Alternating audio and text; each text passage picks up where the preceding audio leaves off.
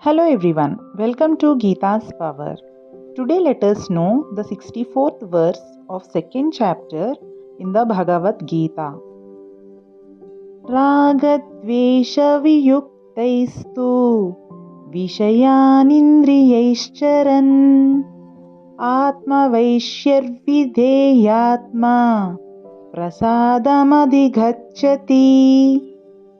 The translation of this verse is: but the self-controlled sadhaka, while enjoying the various sense objects through his senses, which are disciplined and free from likes and dislikes, attains placidity of mind.